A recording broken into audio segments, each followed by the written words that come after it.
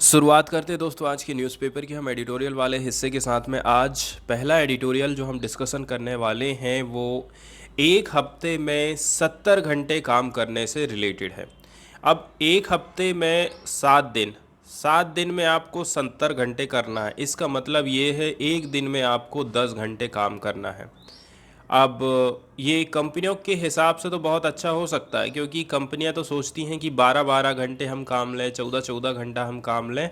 मतलब लेबर को कम पैसा देना है, जो कि ऑलरेडी से कम रुपए ही पा रहे हैं दैनिक वेतन के हिसाब से। यदि देखा जाए 200 रुपये, 250 रुपये, बड़ी बड़ी कंपनियों तक का ये रेट है।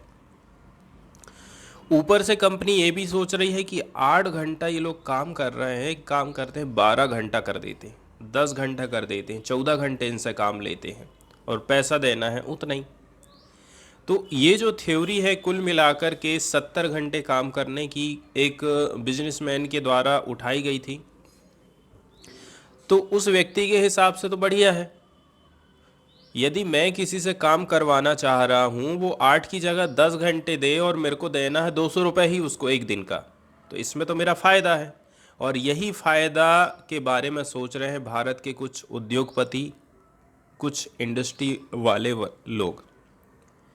लेकिन इससे हमारे जो लेबर राइट्स हैं, इससे हमारे जो लेबर के अधिकार हैं वो प्रभावित होते हैं। कितनी मुश्किल से संडे की छुट्टी मिली है, कितनी मुश्किल से 8 घंटे काम का अधिकार हमको मिल पाया है। और इस अधिकार को यदि ख़त्म कर दिया जाता है तो आप सोच सकते हैं हमारे जो लेबर राइट है फिर वो दोबारा हासिल करने में कितनी दिक्कत हमको जाएगी। यहाँ पर जो हम बातचीत करेंगे पार्टिकुलरली इंटरनेशनल जो लेबर बनाए गए हैं इस मामले में, वो क्या क्या बोलते हैं, उनकी तरफ से क्या क्या हमको सपोर्ट किया जाता है, इससे रिलेटेड चीज़ें यहाँ पर ज़्यादातर दी गई हैं।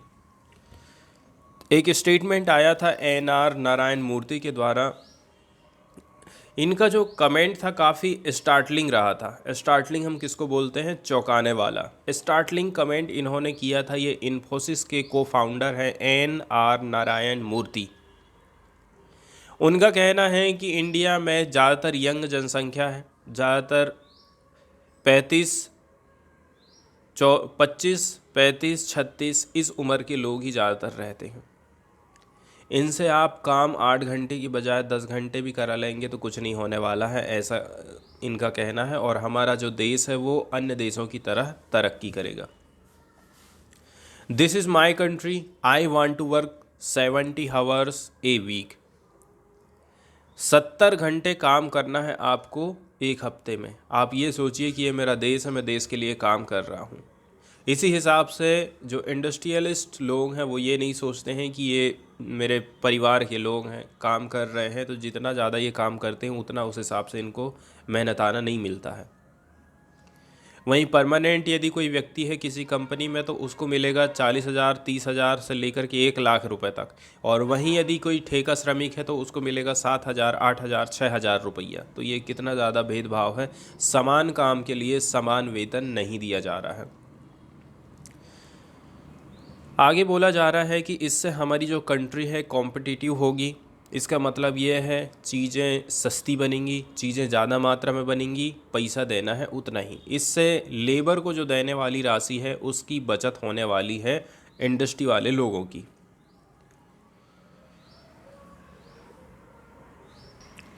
लेकिन यहाँ पर ये जो आर्गुमेंट दिया जा रहा है, ये जो तर्क वितर्क किया जा रहा है, ठीक है, ये 3 कारणों से थोड़ा ठीक नहीं लगता है। पहले नंबर की बात यह है, mister Narayana Murthy made a factually incorrect statement. इन्होंने फैक्चुअली तौर पर इनकरेक्ट स्टेटमेंट दिया है कि यदि हम जो है काम के घंटे बढ़ा देंगे तो इससे हेल्प मिलेगी advanced countries such as Germany and Japan to succeed. जैसे जो विकसित देश हैं हम उसी तरह से सक्सेस हो सकते हैं, एग्जाम्पल के तौर पर जर्मनी एंड जापान के हिसाब से।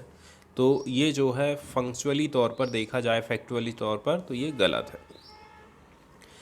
सेकंड नंबर वाली बात ये बताई जाती है, इन्होंने जो बर्डन है प्रोडक्टिविटी को इंक्रीज़ करने का, जो बर्डन है सीधे सीधे मज़दूरों के कंधे पर डाल दिया है।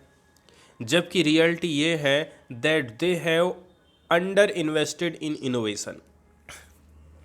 इनोवेशन के मामले में आप इन्वेस्टमेंट नहीं कर रहे हैं, जो कि क्रिटिकल फैक्टर माना जाता है प्रोडक्टिविटी बढ़ाने को लेकर के। कंपनी को ये सोचना है कि वर्कर 8 घंटे ही काम करे, बल्कि आप 8 घंटे में भी उसको रेस्ट दीजिए, कम टाइम में वो ज़्यादा आपको चीज़ें दे सके, ऐसा आपको बनाना है।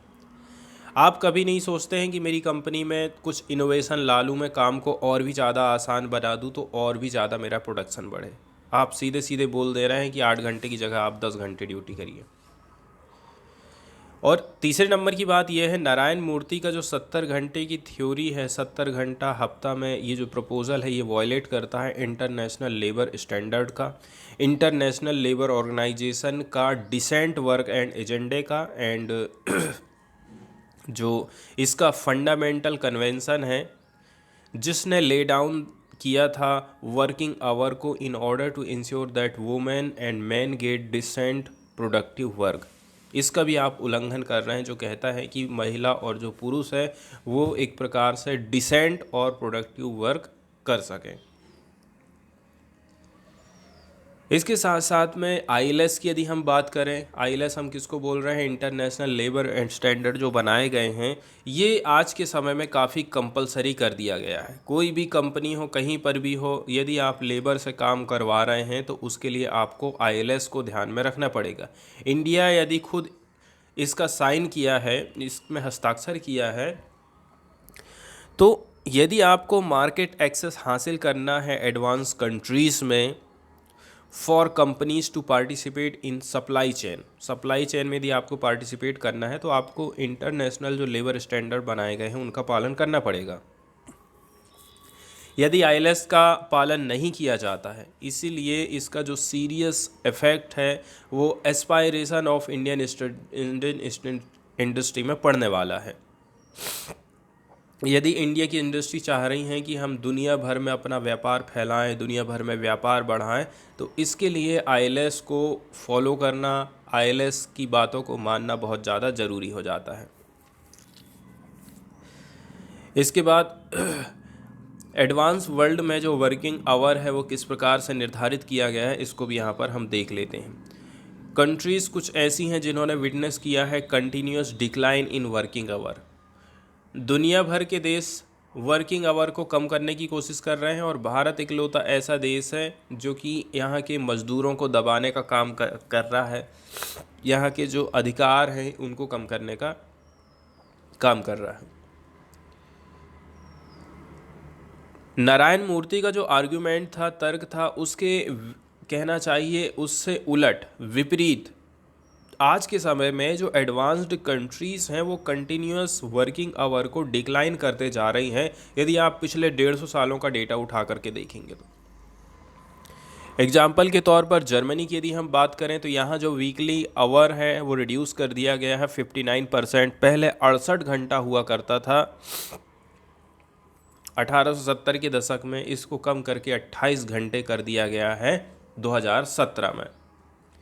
उस हिसाब से देखा जाए जैसे कि सप्ताह में 7 दिन होते हैं और एक दिन में आपको 8 घंटा करना रहता, तो ठीक है, तो 7 8 56, मतलब इंडिया में अपन कितने घंटे कर रहे हैं, 56 घंटे कर रहे हैं। और जर्मनी जैसी जो कंट्री है वहाँ पर आपको मात्र 28 घंटे काम करना है, ठीक है, लगभग इसका भी आधा कर दिया गया है। जापान की यदि हम बात करें, 44 आवर वर्किंग वीक हुआ करता था 1960 के दशक में, जो कि हाईएस्ट माना जा रहा था 1950 से ही यदि देखा जाए। इसमें हमें डिक्रीज़ देखने को मिली है और आज के समय में 35 घंटे ही काम करना है आपको सप्ताह में, 2017 के हिसाब से यदि देखा जाए तो। और इंडिया क्या बोल रहा है, 35 दूनी 70 घंटा करो, 28, ठीक है, 56 घंटा करो, डबल कर दे रहा है इंडिया। और जाहिर सी बात है सरकार सुनती भी है ऐसी बड़े बड़े इंडस्ट्री वाले लोगों की, मज़दूर लोगों की आवाज़ों को तो दबाया जाता है और कई विरोध प्रदर्शन होता है तो लाठी डंडा चलता है। कुल मिलाकर के जो वर्किंग आवर का ट्रेंड है वो डिक्रीज़ होते जा रहा है, डिक्रीज़ होते जा रहा है। ऐसा क्यों होता है? ऐसा इसलिए हो रहा है कि उनकी जो इनकम है ना वो बढ़ते जा रही है, and people can afford more things that they enjoy including more leisure. बोला जा रहा है कि ऐसा इस कंडीशन में हो सकता है कि भाई किसी की सैलरी बहुत ज़्यादा बढ़ते जा रही है तो उसके काम के जो घंटे हैं उसको कम कर दो। एक रीज़न ये भी हो सकता है। इसके साथ साथ में अब सैलरी बढ़ रही है तो वो ज़्यादा से ज़्यादा चीज़ों को अफोर्ड भी कर सकते हैं, ज़्यादा से ज़्यादा अवकाश भी उनको दिया जाता है। फैक्ट वाली बात ये हो गई है कि जो ज़्यादातर प्रोडक्टिव इकोनॉमीज़ हैं वहाँ पर जो वर्कर है वो काम कम करते हैं, while in the less productive poorer economies worker have to work more to compensate for lower productivity. गरीब देशों में आप देखेंगे वर्कर लोग ज़्यादा घंटे काम कर रहे हैं ताकि जो लोअर प्रोडक्टिविटी हो रही है उसको वो कंपनसेट कर सकें, उसकी भरपाई कर सकें अपने कंधों में लेकर के। इसी कॉन्टेक्स्ट में यदि हम बात करें, ILO ने रिमाइंड किया है हमको कि जो वर्किंग आवर है एंड इसके साथ साथ में ऑर्गेनाइजेशन ऑफ वर्क है एंड द रेस्ट पीरियड, इसका बहुत बड़ा इन्फ्लुएंस रहता है, प्रोफाउंड इन्फ्लुएंस रहता है, गहरा इन्फ्लुएंस रहता है वर्कर के फिजिकल एंड मेंटल हेल्थ के ऊपर एंड वेलबींग ऑफ वर्कर के ऊपर। मतलब जो मज़दूर है उसका शरीर कैसा रहेगा, उसका दिमाग कैसे काम करेगा, ठीक है, उसका हेल्थ कैसा रहेगा, उसकी वेल बीइंग कैसे रहेगी, ये सारी चीज़ें किसके ऊपर निर्भर करती हैं? ये चीज़ें निर्भर करती हैं वो कितने घंटे काम कर रहा है, इसके साथ साथ में काम किस प्रकार का है, उसको रेस्ट मिल रहा है कि नहीं मिल रहा है। ये सारी 4 चीज़ें इन 3 चीज़ों के ऊपर में डिपेंड करती हैं। इसलिए इंटरनेशनल लेबर ऑर्गेनाइजेशन की तरफ से इन चीज़ों में फोकस किया जा रहा है। इसके साथ साथ में जो डिसीजन रहता है वर्किंग टाइम का, ये एक इश्यू है जो कि रिपरकशन डाल सकता है हेल्थ ऑफ द इकोनॉमी में। कुल मिलाकर के देखिए, जो डिसीजन है वर्किंग के टाइम का, इसका सीधा सीधा असर हमारी इंडिया की इकोनॉमी की हेल्थ में पड़ सकता है। कुल मिलाकर के नारायण मूर्ति की तरफ से जो बात बोली गई है कि हमारा जो देश है यहाँ पर ज़्यादातर जो लोग हैं वो यंग हैं और यंग लोगों से 8 की जगह आप 10 घंटे काम कराइए, लेकिन इससे आदमी की उम्र ऑलरेडी से कम हो जाएगी। आपको लग ज़रूर रहा है कि यहाँ पर ज़्यादातर के जो लोग हैं वो यंग हैं, लेकिन जल्दी ही इनकी जो उम्र है ना वो जल्दी ही ये लोग बूढ़े हो जाएंगे यदि आप 70 घंटे की थ्योरी यहाँ पर लगाते हैं तो। अब हम बात करते हैं कि हमारा जो इनोवेशन सिस्टम है उसमें हमें स्ट्रेंथन लाने की ज़रूरत है। हमें ये ध्यान देना है कि हमारा जो देश है इनोवेशन के मामले में कितना खर्चा करता है। कोई बड़ी कंपनी है वर्कर के ऊपर कितना खर्चा कर रही है, रिसर्च एंड इनोवेशन के ऊपर वो कितना पैसा लगा रही है, ये चीज़ सबसे इम्पोर्टेंट हो जाती है यदि उसको अपना प्रोडक्शन बढ़ाना है तो। इंडिया की रियलिटी की बात करें, इस परिप्रेक्ष्य में was elaborated in Indian innovation index 2021, इसको नीति आयोग की तरफ से तैयार किया गया था। अब ये तो सरकारी डाटा है, क्योंकि सरकार दूसरे कहीं का डेटा के ऊपर भरोसा नहीं करती है, सरकार केवल अपने सरकारी आंकड़ों के ऊपर भरोसा करती है। इस रिपोर्ट में ये बोला गया है कि सन 2018 में इंडिया का जो ग्रोस एक्सपेंडिचर था रिसर्च एंड डेवलपमेंट के ऊपर एज ए परसेंटेज के तौर पर देखा जाए तो ये जीडीपी का 0.65% था। इसका मतलब ये हो गया कि भाई हम जीडीपी किसको बोल रहे हैं?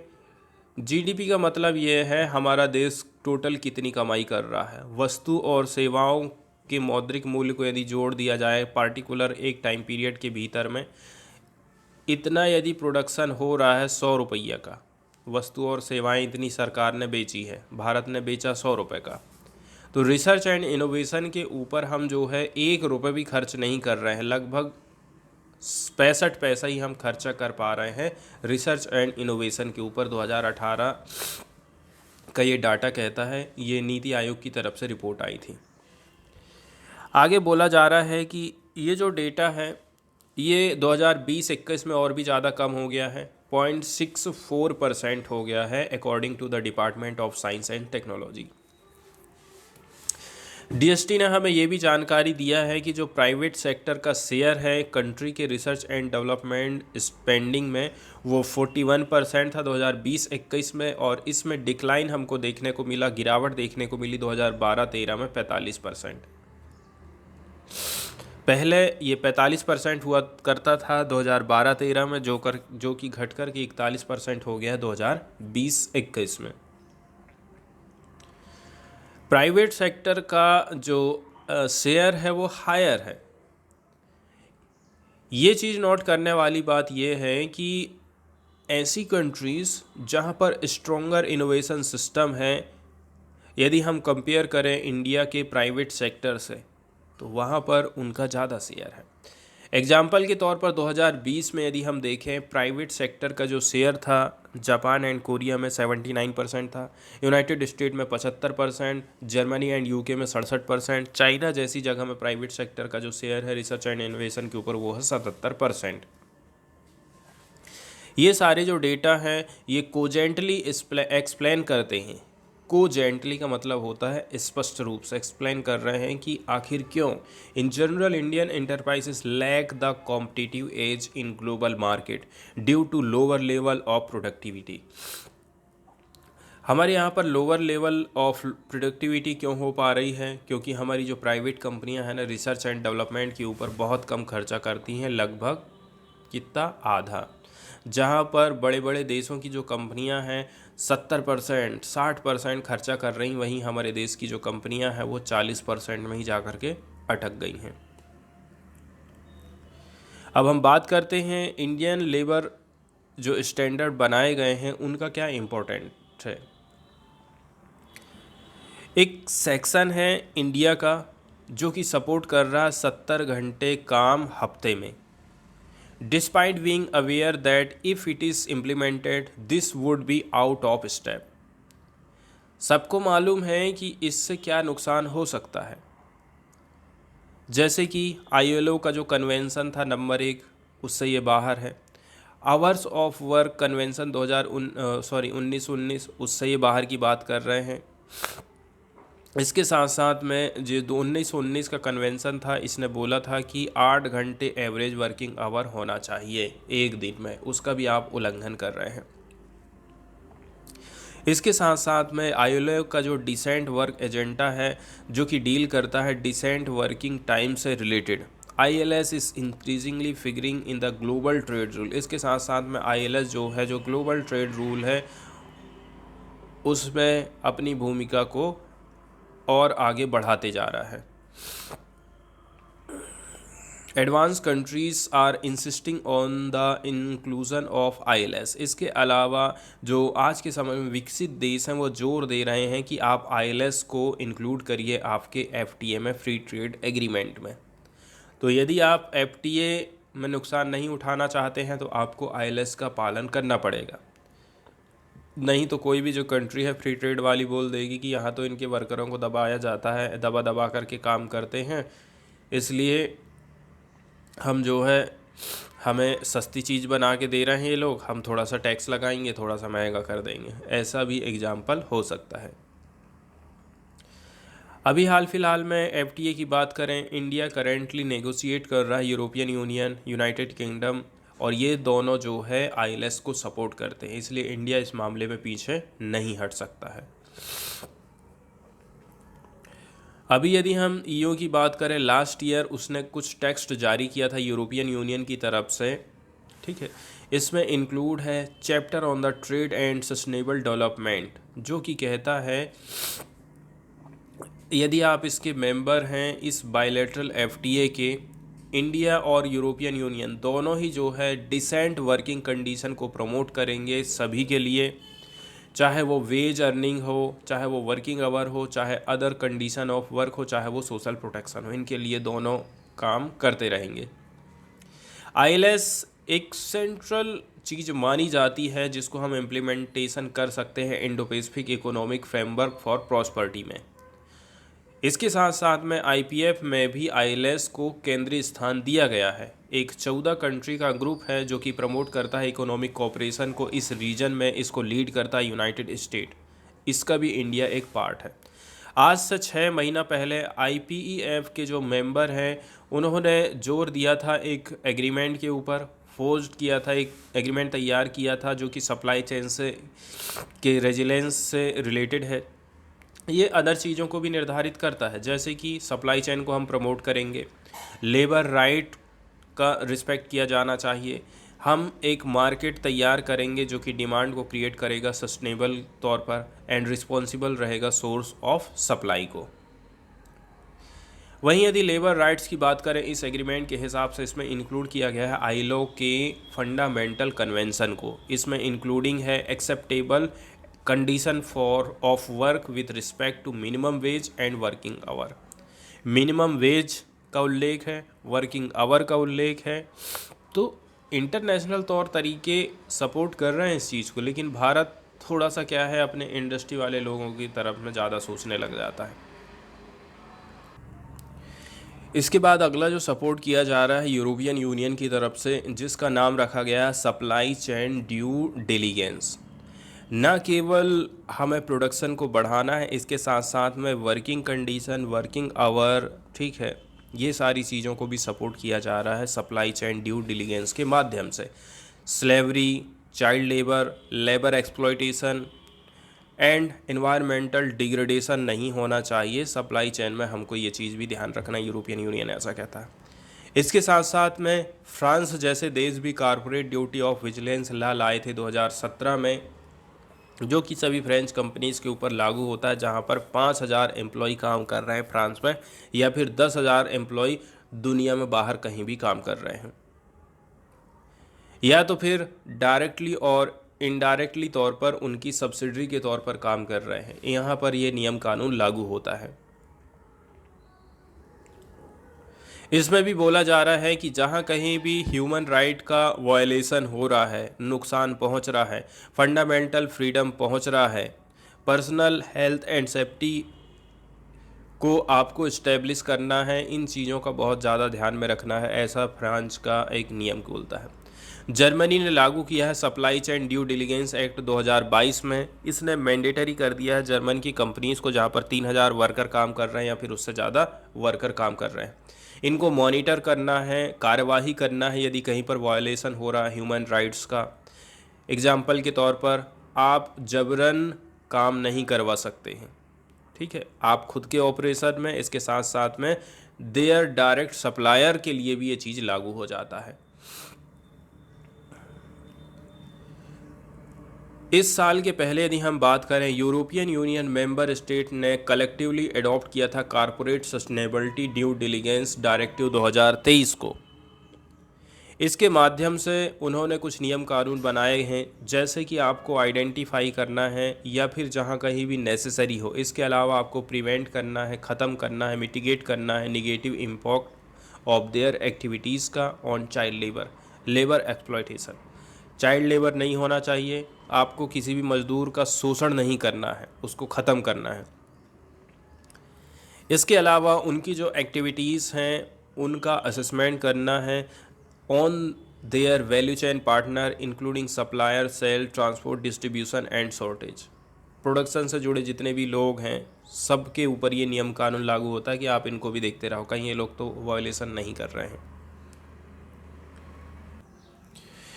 इसके बाद वाला जो एडिटोरियल है ये पार्टिकुलरली अभी कतर में जो 8 नेवी के भूतपूर्व ऑफिसर हैं उनको मौत की सज़ा सुनाए से रिलेटेड ये आर्टिकल है, इसको यहाँ पर हम डिस्कशन करने वाले हैं। यहाँ पर हम देखने वाले हैं कि ये घटना आखिर क्या थी, इसके अलावा भारत सरकार की तरफ से कौन कौन से प्रयास किए गए हैं और अभी हम हमारे पास में कौन कौन से ऑप्शंस अवेलेबल हैं। इसके साथ साथ में हम बात करेंगे कि देश दुनिया में क्या ऐसा चल रहा है जिसके चलते चलते कतर ने एकदम सही टाइम में ये सज़ा सुनाने का काम किया है।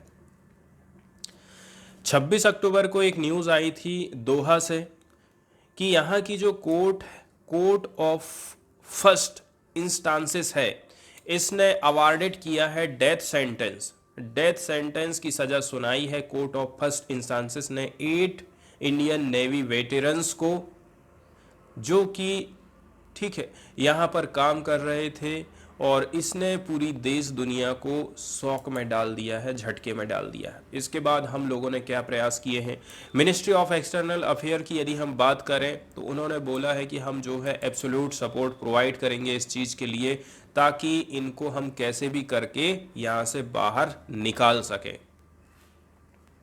इसके साथ साथ में एक जो फॉर्मर इंडियन एम्बेसडर है जो कि कतर में है, इसको बोला गया है कि आप जो है इस केस की मॉनिटरिंग करते रहिए, ठीक है। और ये काम हम किए हैं कि एक जो इंडियन एम्बेसडर है उसको कतर भेजे हैं। अपने आप में यदि देखा जाए ना तो ये पहला इंस्टांसेस माना जा रहा है, यदि पिछले 5 दशक की बात करें, 50 सालों की बात करें। इंडियन माइग्रेशंस जो है गल्फ कंट्रीज जाते हैं, ऐसी कंडीशन पहली बार पैदा हुई है कि जो इंडियन नेशनल हैं वो एक्यूज्ड किए गए हैं, जिन्होंने सिक्योरिटी को ब्रीच किया है। सिक्योरिटी को ब्रीच किया है मतलब इनके ऊपर जासूसी का आरोप लगाया गया है कि इन्होंने कतर की जो गुप्त जानकारी हमारे शत्रु देशों के साथ में शेयर करी है। केस के डिटेल की यदि हम बात करें, केस के डिटेल के बारे में ज़्यादा कुछ तो हमें पता नहीं है। 8 जो वेटेरन हैं, 8 जो भूतपूर्व नौसैनिक हैं, इसमें 3 कैप्टन शामिल हैं, 4 कमांडर हैं और 1 सैलर है। ये एक लोकल कंपनी के साथ में काम कर रहे थे जिसका नाम है Dahra global technology and consultancy service. Company आज के समय में बंद हो गई है। इसने प्रोवाइड करी थी training and other support service to the Qatari navy. ये कंपनी क्या है, कतर की नेवी को कुछ सर्विस दे रही थी, ट्रेनिंग दे रही है, सपोर्ट दे रही है। तो जो 8 नेवल ऑफिसर्स हैं आज के समय में डिटेंशन में चल रहे हैं। अगस्त 2022 से ही उनके ऊपर आरोप लगाया गया है कि इन्होंने एस्पिनोज का काम किया है। एस्पिनोज मतलब होता है जासूसी। कुछ कतर की जो मीडिया रिपोर्ट है उनका कहना है कि ये जो ऑफिशियल्स लोग हैं इन्होंने डिस्क्लोज किया था इजराइल को आपने जानकारी दिया एक इटालियन सबमरीन के बारे में, that Qatar contracted to obtain from an Italian company. Qatar Italy की कंपनी से एक ठो इटालियन सबमरीन खरीदने वाला था। इसकी जानकारी इंडियन नेवी ऑफिसर ने इजराइल को दिया है, और फिर यहाँ पर इनका दिमाग ख़राब हो गया। और ऑलरेडी से आप देखेंगे इजराइल और जो अरब कंट्रीज़ के रिलेशन है ख़राब चल रहे हैं, पैलेस्टाइन और इजराइल में युद्ध होने के चलते चलते। इसीलिए इसी बात से चिढ़ गई है और आज के रिलेशनशिप ऑलरेडी से इंडिया के इजराइल के सपोर्ट में जा रहे हैं। इसलिए भी ऐसा लग रहा है कि भाई ये भी चीज़ एक ऐसी है जो कि योगदान दे सकती है इनकी डेथ सेंटेंस का। लेकिन बाद में इसमें भी डिस्प्यूट चला। बाद में ये पता चला कि देखिए ऐसा कोई ऑनगोइंग सबमरीन कॉन्ट्रैक्ट नहीं हुआ था और ना ही इसका कोई इजरायली कनेक्शन है। कुल मिलाकर के ठोस जानकारी का अभाव है। इसने भारतीय मीडिया के कुछ हिस्सों में कुछ सबसे अजीब अटकल को बढ़ा दिया है, जो कि आमतौर पर लेखकों की राजनीतिक पूर्वाग्रह या फिर पूर्वाग्रह को दर्शा रहे हैं। इसमें पाकिस्तान का रोल क्या हो सकता है? तो जो पाकिस्तानी सोशल मीडिया पोस्ट हैं, इन्होंने ये सजेशन दिया है कि जो इंडियंस हैं were arrested following A tip of warming from Pakistan. कुछ पाकिस्तानी जो सोशल मीडिया हैं वो ये बोल रहे हैं कि भाई पाकिस्तान के साथ में कुछ हुआ होगा, जिसके चलते चलते भी शायद ये चीज़ हुई है। इसके अलावा कुछ जो इंडियन सोशल मीडिया पर पोस्ट चल रही हैं वो ये अनुमान लगा रही हैं ये जो नेवल ऑफिशियल्स हैं have been framed by Pakistani agencies. हो सकता है कि ये इसमें पाकिस्तानी एजेंसीज का कुछ कनेक्शन हो, ऐसा कुछ इंडियन सोशल मीडिया की तरफ से आरोप लगाए जा रहे हैं।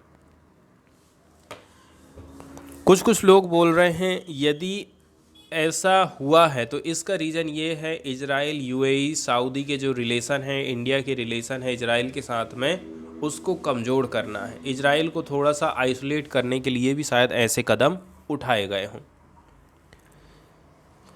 इसके अलावा कुछ लोग ये भी सोचते हैं कि Qatar could be sending a cautionary American message to curtail India's growing assertiveness in the world affair.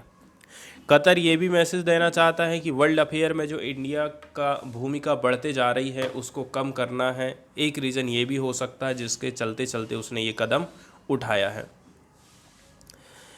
अब इसी हफ्ते से जब से देख रहे हैं कि सज़ा सुनाई गई है गाज़ा कन्फ्लिक्ट को लेकर के, एक रिटायर्ड इंडियन ऑफिसर ने ये अनुमान लगाया है कि जो इंडियन गवर्नमेंट का पब्लिक हॉस्टिलिटी है हमास के प्रति में, ये भी एक रीज़न हो सकता है कि आप जो है हमास के प्रति आप कैसा व्यवहार कर रहे हैं, हमास के प्रति आपका व्यवहार सही नहीं है, शायद ये भी एक रीज़न हो सकता है, इसलिए कतर ने ऐसा काम किया है। वहीं यदि हम कतर की बात करें, वेस्टर्न नेशंस की बात करें एंड रिलेशंस की बात कर रहे हैं आजू बाजू की कंट्रीज़ के साथ में। इसके बाद यदि हम बात करें कतर के वेस्टर्न नेशंस के साथ में रिलेशनशिप कैसी है, इसके अलावा आजू बाजू की जो कंट्रीज़ हैं उनके साथ में कैसे उसके रिलेशन चल रहे हैं।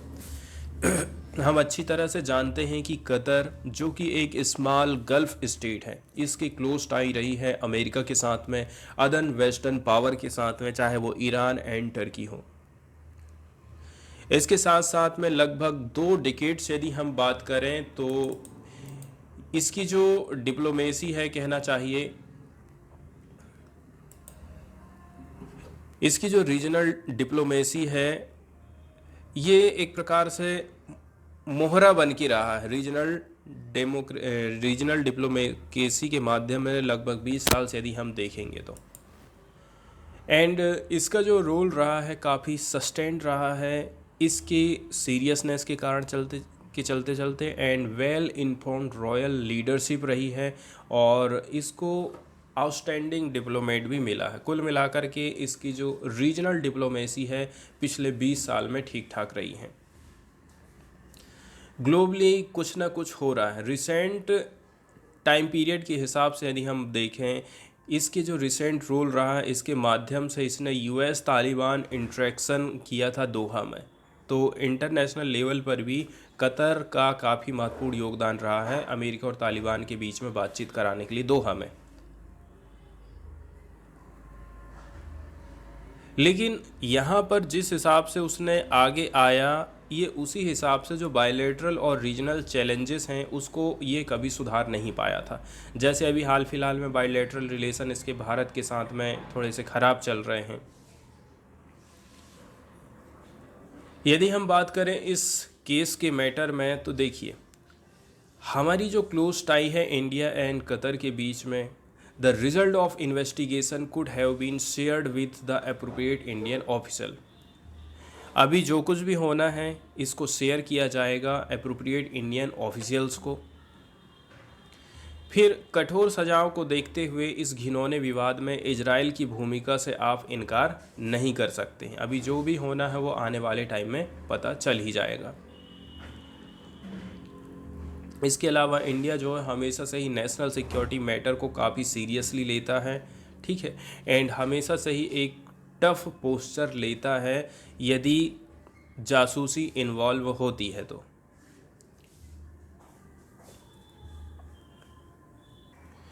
इसके बाद यदि हम बात करें कि अब और हमें क्या क्या चीज़ करने की ज़रूरत है, इंडिया यदि इस कंडीशन में खड़ा है तो इंडिया को कौन कौन सी चीज़ें करना चाहिए। इंडिया को इस बात पर ध्यान देना है कि देखिए जो हेड फैक्ट्रीज है, हेड स्पीच चल रही हैं इस मैटर से रिलेटेड, उसको कम करने की कोशिश करना है, and no link with bilateral ties with India. Security issue के हिसाब से यदि हम देखें, ठीक है, ये एक प्रकार से न केवल सिक्योरिटी इशू है, एंड जो सज़ा सुनाई गई है इसका असर सीधे सीधे बायलैटरल टाइज के साथ में नहीं पड़ना चाहिए, बल्कि बायलैटरल टाइज के माध्यम से हम इसको सुलझाने की कोशिश करें।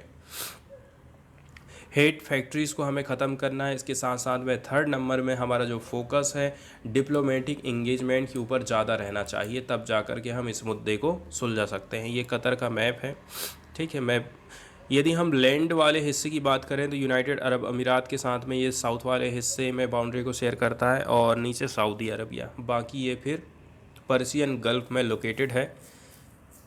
समुद्री सीमा की बात करें तो बहरीन के साथ में ये शेयर करता है, गल्फ ऑफ बहरीन है।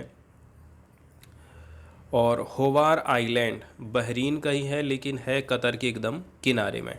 और एक डावहाड सालवा की खाड़ी है, ये भी एक इम्पॉर्टेंट लोकेशन है, ये कतर है, ठीक है। और इसकी कैपिटल ये है दोहा।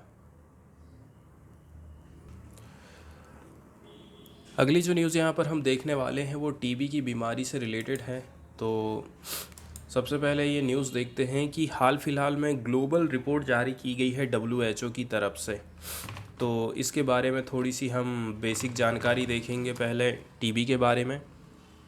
टीबी जिसको ट्यूबरक्लोसिस बोलते हैं, और टीबी की जो बीमारी है इसके चलते चलते लगभग 7.5 मिलियन न्यू केसेस टीबी को हमको देखने को मिले हैं 2022 में, WHO की ग्लोबल रिपोर्ट बोलती है। हालांकि देखा जाए काफ़ी बड़ी मेजर रिकवरी हमको देखने को मिली है नंबर ऑफ पीपल जो कि डायग्नोस हुए थे टीबी की बीमारी से, एंड इनका ट्रीटमेंट किया गया था 2022 में, and 2 years after Covid related disruption. हालांकि अभी भी देखा जाए टीबी की जो बीमारी है विश्व की 2nd नंबर की लीडिंग काज ऑफ डेथ मानी जाती है सिंगल इन्फेक्शियस एजेंट के तौर पर। एंड ग्लोबल टीबी टारगेट है आइदर बीन मिस्ड और रिमेन ऑफ ट्रैक। अभी तक हम जो टारगेट निर्धारित किए हैं ये सारी चीज़ें अभी हम हासिल नहीं कर पाए हैं, ठीक है। उस हम ये सोचे हैं कि भाई हम जल्दी से जल्दी टीबी की बीमारी को एलिमिनेट कर पाएंगे, तो जो टाइम पीरियड हम निर्धारित किए थे जैसे कि 2030 तक, इंडिया ने सोचा था कि हम जो है टीबी मुक्त हो जाएंगे 2025 तक, जबकि ग्लोबल जो टारगेट रखा गया था वो 2030 का रहा था। जो थीम रही थी 2023 की इस बार टीबी दिवस की, वो थी yes we can end TB. हर साल हम 24 मार्च को टीबी दिवस के रूप में सेलिब्रेट करते हैं। यदि हम नेट रिडक्शन की बात करें 2015 से लेकर के 2022 के केसेस में, तो ये रहा था 8.5% की गिरावट, far from the WHO end TB strategy milestone of A 50% reduction by 2025। लेकिन जो टारगेट WHO ने निर्धारित किया है कि हम 50% केस कम कर देंगे 2025 तक, इससे काफ़ी ये दूर रहा है। रिपोर्टेड नंबर की बात करें ग्लोबली न्यूली डायग्नोस्ड पीपल्स की, तो ये 7.5 मिलियन रहा था 2022 में। ये हाईएस्ट नंबर माना जा रहा है जब से WHO ने चालू किया है ग्लोबल टीबी मॉनिटरिंग प्रोग्राम 1995 में। वहीं यदि हम प्री कोविड बेसलाइन की बात करें, मतलब प्रीवियस हिस्टोरिकल पीक की, तो वो 7.1 मिलियन 2019 में था, लेकिन बाद में ये डेटा बढ़ गया है अब from 5.8 million in 2020 and 6.4 million रहा था 2021 में।